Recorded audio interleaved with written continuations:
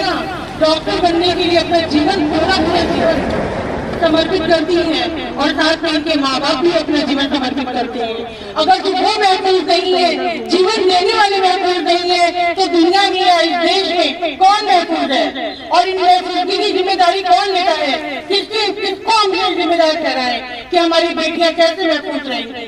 हमारी बेटियां जो डॉक्टर, एक शालीनता का परिचय अपने आप में खुद होता है, जो एक शालीनता का परिचय अपने आप में खुद होता है, वो डॉक्टर शायद रात में अपना लंबा कोट भी पहनी होती है। आज लोग कहते हैं कि छोटे कपड़े पहनने से ऐसा होता है, रात में घूमने से, लेकिन वो तो रात में 36 घंटे ड्यूटी देने के बाद 36 घंटे ड्यूटी देने के बाद वो बेटी बेचारी थोड़ा सा आराम करने आई थी। उसे क्या मालूम था कि वो जिंदगी का और हमेशा के लिए उसका ये आराम हो जाएगा।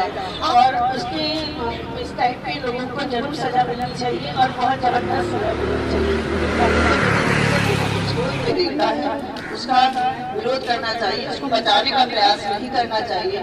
जिस तरह से यहाँ पर देखा जा रहा है, उसको बचाने के लिए जो वहाँ का प्रधानाचार्य है उसको पहले हटाया गया, उससे हटा के दूसरे तुरंत ही शाम को उसको दूसरे स्कूल का कॉलेज का मेडिकल कॉलेज का प्रधानाचार्य फिर से बना दिया गया।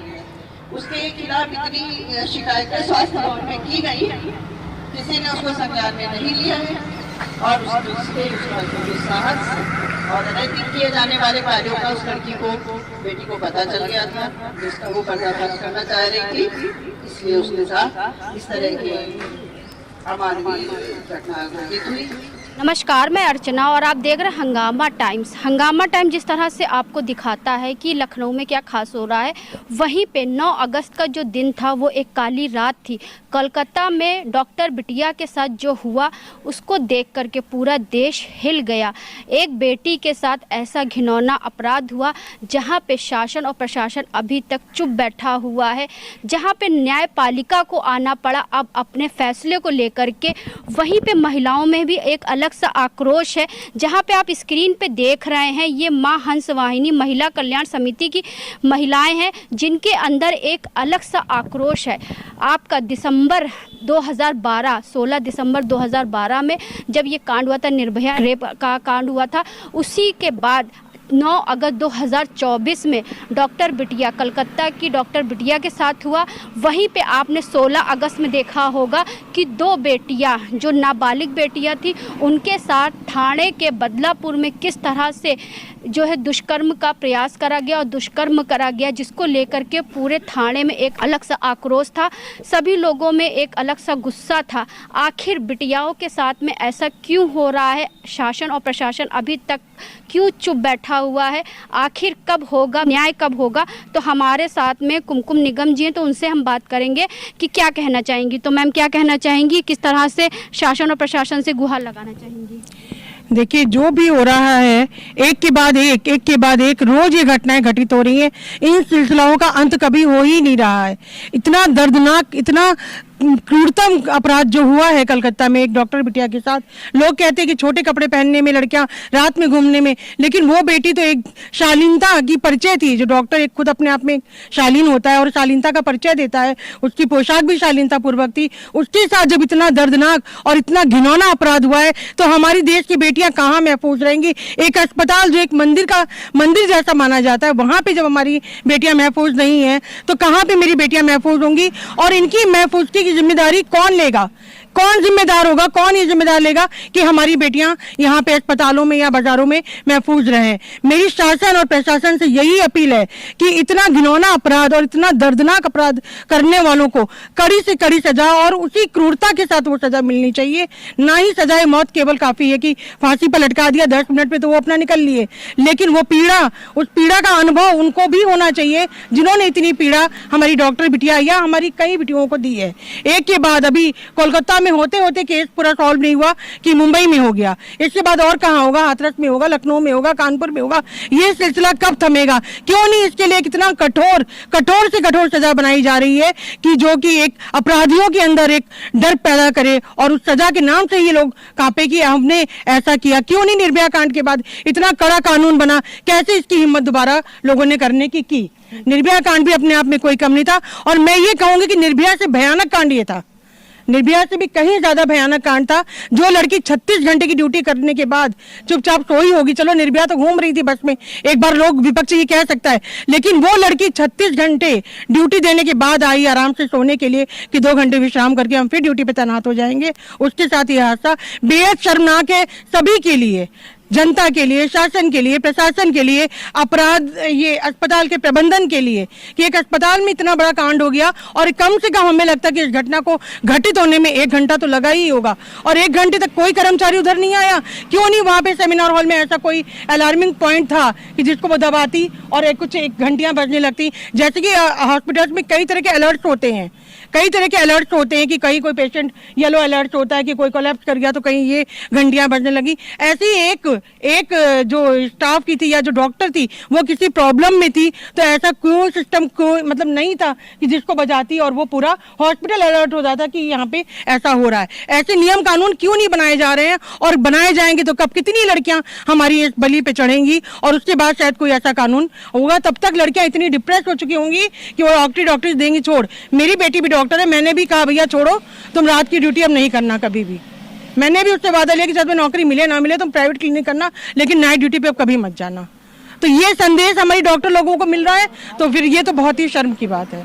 9 अगस्त को हुआ, 9 अगस्त को कुछ दिन नहीं हुए और 16 अगस्त को फिर थाने बदलापुर में आपने इतना बड़ा अरे कोई कांड नहीं कि आज भी कहीं हुआ और कल पेपर में आ जाए। उत्तराखंड में भी हुआ है। उत्तराखंड में प्रशासन को चाहिए इतनी कड़ी सजा जो है बनाए, ताकि जो है आदमी ये काम करने से पहले थर-थर कांपे, और सजा तुरंत दी जाए, इंतजार ना किया जाए।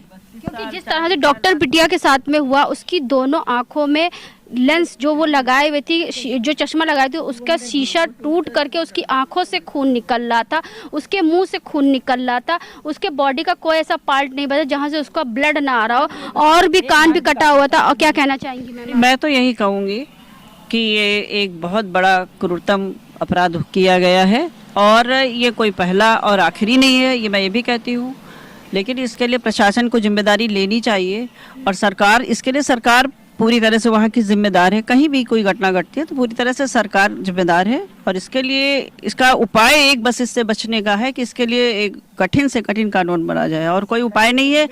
इम्प्लीमेंटेशन में 32 साल 40 साल कभी नहीं लगने चाहिए, क्योंकि देर से मिला हुआ न्याय जो है स्वयं में अन्याय है, तो इसका कोई मतलब नहीं रह जाता है। और निर्भया कांड में भी निर्भया की माँ खड़ी हुई थी, निर्भया की माँ खड़ी हुई थी। अगर निर्भया की माँ ने अगर घुटने टेक दिए होते तो आज भी कहीं ना कहीं निर्भया के अपराधी खुले आकाश में सांस ले रहे होते। हाँ बिल्कुल सत्य है। उसमें भी एक शायद छूट गया है कि वो नाबालिग था, उसको शायद छूट गया है वो मेरे इस ख्याल से। और अभी उदयपुर में 32 साल बाद किसी घटना उसका फैसला आया है, जिसमें 100 लड़कियों के साथ एक साथ रेप हुआ था। बहुत बड़ा कॉलेज था वो, वहाँ का नामी गिरामी, जहाँ IAS PCS के बच्चे पढ़ते थे, बड़े बड़े राजनेताओं के बच्चे पढ़ते थे, वहाँ 100 लड़कियों के साथ एक साथ रेप हुआ था। उसका फैसला कल आया है 32 साल बाद, जिसमें केवल 8 लोगों को शायद आजीवन कारावास की सजा हुई है। तो ऐसी सजाओं का कोई मतलब नहीं रह जाता है। ये व्यवस्थापिका हो, कार्यपालिका हो, न्यायपालिका हो, इनको बैठ के एक कानून ऐसा बनाना चाहिए महिलाओं के सुरक्षा के लिए, क्योंकि ये एक डॉक्टर जो होता है वो स्वयं में पता नहीं कितनी जिंदगियों को वो बचाता है। तो कोई एक ये मर्डर नहीं है, एक बच्चे को नहीं मारा गया है, इसमें पता नहीं कितने लोग इसके पीछे मरे हैं जिनको वो सेवाएं दे सकती थी और उनका लाभ समाज लाभ उठाता। तो मैं तो बार बार यही कहूँगी कि कठोरतम सजा दिया जाए और जितनी जल्दी हो सके फास्ट ट्रैक बनाए। 3 महीने के अंदर इन घटनाओं का तुरंत निराकरण होना चाहिए, तब कहीं जा करके लोगों के कलेजों में थोड़ी बहुत डर पैदा होगी। अन्यथा तो ये समाज बिल्कुल भेड़िया बन चुका है। इसको तो हम समाज क्या कहें, इसको नहीं कह सकते, ये बिल्कुल भेड़ियों का समाज है। 9 तारीख अभी गुजरी नहीं, उसके बाद 16 तारीख को हो गया, फिर 18 तारीख को हो गया, फिर अभी हाल ही में आपने देखा होगा न्यूज में उत्तराखंड में भी। कहाँ गिनाया जाए? अयोध्या ले लो, कन्नौज ले लो, ठाणे ले लो, कहाँ? ये तो केवल बड़ी ऐसी घटनाएं हैं जो आपके न्यूज रील में आ जाती है, प्रकाश में आ रही है। अन्यथा तो लोग लड़की की बेइज्जती के डर से, या क्योंकि ये सब काम जो करते हैं उनको एक राजनीतिक और प्रशासनिक संरक्षण होता है, तो ये घटनाएं सामने आ नहीं पाती हमारे। ये तो बहुत थोड़ी सी घटनाएं हैं, नाम मात्र के लिए कोई उदाहरण है बस, केवल जो सामने आ रही हैं किसी कारण से खुल के। तो अन्यथा तो बहुत सारी ये घटनाएं हो रही हैं और किसी को डर नहीं है शासन प्रशासन का, ये कहने में मुझे कोई संकोच नहीं है। और देर से मिलने वाला न्याय कोई न्याय नहीं है, तो इसलिए न्यायपालिका अपनी पीठ ना थपथप पाए कि हम बीच में आकर के और हमने ये व्यवस्था दे दी। क्यों डॉक्टर अपनी हड़ताल समाप्त करेगा अगर आपने उसकी सुरक्षा की व्यवस्था नहीं की है प्रॉपर? आप उसके ऊपर क्यों दबाव बना रहे हैं? हॉस्पिटल में वो कार्यरत थी, जहाँ पे वो काम करती थी, वही हॉस्पिटल उसके इन सब चीजों को छुपाने की प्रयास कर रहा था। उसके माँ बाप को उसका शव तक देखने की अनुमति नहीं दे रहा था। बिल्कुल, पूरा प्रशासन की पूरा इरादा यही था। उन्होंने उनको यही बताया, पहले से देर से घटना की जानकारी दी, उसके बाद बताया कि तुम्हारी बच्ची ने आत्महत्या कर ली है। उनको विश्वास नहीं हुआ, फिर वो खैर अस्पताल आए, उसके बाद उनको 2.5 घंटे के बाद उन्होंने उस बच्ची को देखने को उनको दिया है। देख तो वो 2.5 घंटे में उन्होंने क्या क्या किया। और ज़्यादा से वहाँ उस केस में पर्टिकुलर तो मैं ये कहूँगी कि वहाँ ज़्यादा से ज़्यादा सबूत मिटाए जा चुके हैं, क्योंकि उन्होंने कंस्ट्रक्शन वर्क भी वहाँ भी शुरू करा दिया। क्या जल्दी थी भाई? तो इसका सीसीटीवी वहाँ थे नहीं, एक केवल दूर था, जगह सील नहीं की गई। तीसरे दिन आकर के वहाँ पर उनके गुंडों ने फिर से रात में अटैक किया है। सारे जो बचे खुचे सबूत थे वो भी मिटाए गए, ज़्यादा से ज़्यादा सबूत नष्ट किए गए हैं। ऐसे में किसको आप फांसी की सजा दे दोगे भाई? आपका कानूनी इतना लचर पचर है भाई, कोई तो जिम्मेदार है। इतने बड़े अस्पताल में इतनी बड़ी घटना हुई, कहाँ से कोई तो करा है, कोई तो जिम्मेदार है। उसको आप क्यों नहीं पकड़ के सामने ला रहे हैं? किसको बचा रहे हैं? कौन बचा रहा है इसमें? तो ये कौन बचा रहा है और किसको बचा रहा है? तो वहाँ का तो पूरा बंगाल तो बिल्कुल वास्तव में कहना नहीं चाहिए, बंगाल तो रहने लायक है नहीं, जगह भी नहीं बची है हिंदुस्तान में। उसको हम हिंदुस्तान का हिस्सा मानने में भी संकोच हो रहा है कि वो हिंदुस्तान का हिस्सा है भी कि नहीं है। और केंद्र सरकार को भी चाहिए कि कुछ कड़े कदम उठाए, क्योंकि राज्य सरकार इसमें कुछ नहीं करेगी। उसमें उनके अपने भाई बंधु सब शामिल हैं, टीएमसी के कार्यकर्ता बिल्कुल शामिल हैं। आप क्या कहना चाहेंगे मैम? आपका हमारी सरकारी मैं खुद एक डॉक्टर हूँ, मैं मेडिको हूँ। और जो पढ़ाई करते समय जो भी हार्डशिप्स फेस करता है एक मेडिको, उसके बाद अगर अपने ही हॉस्पिटल में सेफ्टी महसूस नहीं हो तो वो पेशेंट्स की जान के बारे में सोचेगा या अपनी जान के बारे में सोचेगा। इसलिए कंप्लीट सेंस ऑफ सिक्योरिटी तो होनी ही चाहिए, वर्किंग एनवायरनमेंट ऐसा होना चाहिए। अपने ही ये तो बिल्कुल वैसे ही हुआ जैसे अपने ही घर में इंसान सिक्योर नहीं है, सेफ़ नहीं है। तो इसके लिए गवर्नमेंट को स्पेशली जो कुछ हुआ, जो वहाँ कोलकाता में हुआ, गवर्नमेंट का जो एक्शन था वो तो बहुत ही मतलब लाइक एक हीनियस क्राइम को ऐसे उन्होंने छुपाने की कोशिश करी है, जो कि बिल्कुल गलत है। और मुझे ऐसा ही लगता है कि हमें अपनी सोसाइटी में अवेयरनेस इस तरीके की भी लानी चाहिए कि लोग ये करने से खुद उनमें ये सेंस हो कि ये कितना गलत काम है और वो डरे भी, और साथ में उनको ये समझ भी हो कि ये कितना गलत काम है। तो एक डॉक्टर बिटिया के साथ में ऐसा हुआ, आप भी एक डॉक्टर, तो कैसा फील कर रही हैं आप? बहुत ही बुरा, मतलब इसमें तो लाइक उस समय शायद मतलब लाइक एक डॉक्टर ही कैसे सोचेगा कि मतलब लाइक मैं अपने बच्चे को भी डॉक्टर बनाऊं। फॉर एग्जांपल अगर एक माँ है जो कि एक डॉक्टर है, उसकी एक बेटी है जो कि डॉक्टर बनना चाहती है, ये सब देखते हुए क्या वो अपने बच्चे को डॉक्टर बनाना चाहेगा? जबकि ऐसा कहा जाता है कि डॉक्टर है तो वो डॉक्टर ही बनाते हैं। But looking at the environment, looking at the society कि भाई क्या कोई सेंस, क्योंकि कोई भी डॉक्टर हो पढ़ाई करते समय you have to do the night shifts. ऐसा पॉसिबल ही नहीं है कि आप नाइट शिफ्ट नहीं करें, क्योंकि भाई अब पेशेंट इमरजेंसी तो रात में भी आती है ना। अगर हम ही लोग घर में बैठ जाएंगे छुप के तो फिर होगा क्या इस देश का?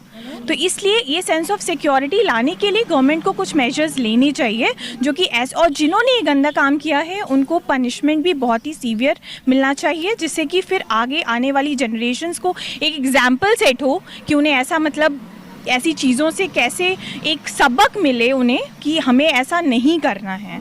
कितना मतलब सिर्फ डर भी हो और साथ में समझ भी हो, ऐसे नॉर्म्स, ऐसा एजुकेशन कुछ तो ऐसा करना पड़ेगा गवर्नमेंट को जिस वजह से उनमें ये समझ आए। बिल्कुल बिल्कुल, फांसी की सज़ा होनी चाहिए।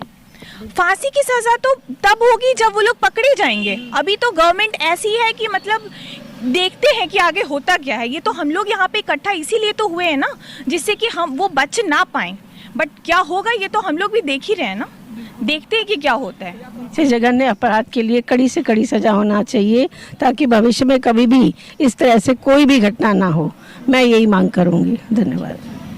तो आज हम आपको लेकर के आए थे आशियाना में, जहाँ पे आशियाना में आप देख रहे हैं महिलाओं में एक अलग सा गुस्सा है, एक आक्रोश है, क्योंकि ये जो महिलाएं वो माँ हंस वाहिनी महिला कल्याण समिति की सभी महिलाएं हैं, जहाँ पे अध्यक्ष जो आपका कुमकुम निगम जी से भी हमने बात करी, जिन्होंने बताया कि ऐसे अपराधियों की सज़ा सिर्फ सजाए मौत होनी चाहिए, और वो भी ऐसी मौत जिसको देख करके लोगों की रूह तक कांप जाए। क्योंकि 9 अगस्त को ये कांड हुआ डॉक्टर बिटिया के साथ में, जो कि कोलकाता की डॉक्टर बिटिया थी। उसके बाद ही आपका 16 अगस्त में थाने के बदलापुर में हुआ। अभी आज सुबह की न्यूज़ में आपने देखा होगा कि उत्तराखंड में भी ऐसी आपको वारदातें सुनने को मिली। 2012 अभी गया नहीं था जहां निर्भया कांड का इतना भयानक आपका दृश्य दिखाई दिया था। वहीं पे आज 2024 12 साल के बाद फिर वही एक बार निर्भया कांड दोहराया गया है। आखिर कब तक शासन और प्रशासन ऐसी चुप्पी साधे रहेगा और बिटियाएं सभी ऐसी जो है बलि देती रहेंगी? क्योंकि कभी ना कभी तो न्याय की पुकार आखिर शासन प्रशासन के कानों तक तो पहुंचनी चाहिए। तो आज हम आपको लेकर गए थे आशियाना में, जहां पे मां हंस वाहिनी महिला कल्याण समिति के द्वारा एक प्रदर्शन किया गया कलकत्ता की डॉक्टर बिटिया की न्याय के लिए। तो ऐसे हम आपको दिखाते रहेंगे कि उत्तर प्रदेश की राजधानी लखनऊ में क्या खास हो रहा है। तो इसी के साथ मैं अर्चना आपसे इजाज़त लेना चाहूँगी। धन्यवाद, बने रहिएगा हंगामा टाइम न्यूज़ चैनल के साथ। नहीं चाहिए कैंडल मार्च, चाहिए कैंडल मार्च, नहीं चाहिए पोस्टर मार्च, नहीं चाहिए पोस्टर मार्च, हमको चाहिए सजाए मौत, हमको चाहिए सजाए मौत, उसी क्रूरता के साथ, उसी क्रूरता के साथ। नहीं था, अंधेरा नहीं था, खाली सड़क थी, पूरे कपड़े, कोई तड़क भड़क नहीं थी, जेब में कलम थी, गले में आला था, बदन पे लंबा सफेद कोट भी डाला था। ना जाने क्या गलती कर दी मैंने, जान दे के ये सजा भी भर दी मैंने। साथ में लड़ेंगे तो हर पाप की भी होगी, किसी गली के मोड़ पे बेटी आपकी भी होगी, किसी गली के मोड़ पर बेटी आपकी भी होगी, किसी गली के मोड़ पर बेटी आपकी भी होगी। हंगामा टाइम्स की तमाम खबरों को देखने के लिए हंगामा टाइम्स को सब्सक्राइब कर लीजिए और बेल आइकन दबा लीजिए। अगर आपको ये वीडियो अच्छा लगा हो तो लाइक बटन प्रेस कर अपनी प्रतिक्रिया हमारे कमेंट बॉक्स में देना मत भूलें।